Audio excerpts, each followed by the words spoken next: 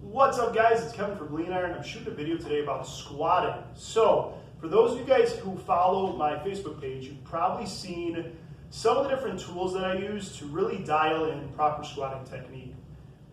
I want to shoot this video today as maybe a revamping the instructions on one of those drills that I think is really cool in terms of taking the drill into your actual exercising. So for the people that have watched my videos before, you've seen where I squat with my face very close to a wall. And what that prevents me from doing is I can't lean very far forward with my torso, my knees can't shoot forward to the wall, and it forces me to squat with very good technique.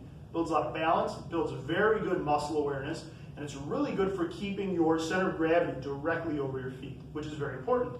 However, the problem with that is if you squat with your torso directly against the wall, you can't hold any weights in front of you. So a minor adjustment to this, but it's a really good drill for when you're first learning how to squat. Maybe take it a step further and, you can use this for your first couple workouts, or if you're trying a new weight that you may be a little uncomfortable with the technique, it's a perfect variation for really dialing in where your lower body should be. It won't fix your upper body with this drill. There's no wall in the way, obviously, but it will allow you to hold weights. So that's why I'm sitting on a bench. What I would recommend for a lot of people is to find a bench that is somewhere lower than their knee. This won't work if it's a really high bench.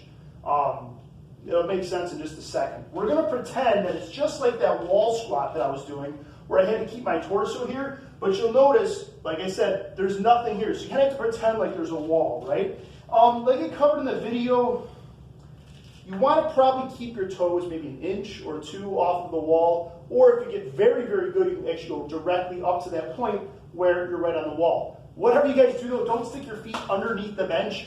Nobody can squat with their shins already touching the bench. It just doesn't work. So I'll do a bodyweight squat first, get lined up, about an inch to spare off the bench. And I'll do it just with my hands. I drop, I pretend that wall is there. My knees are not allowed to touch the bench, and it comes back forward. If you're doing this incorrectly, especially your lower body, your knees will shoot forward and hit the bench. Now, all that you have to do to add your weights, you can do your whole goblet squat. You can do, you can do a lot of weight, even a double goblet squat in this position with no fear of anything hitting in front. Don't use it as an excuse, though, for your torso to pitch forward. Here's what it looks like.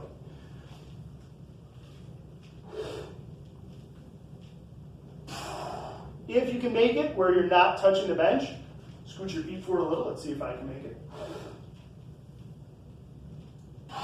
And I've made it. I'm going to go just a tad forward. You kind of hit that sweet spot where you'll feel in balance and in control with good technique, but any further and you start to fall backwards.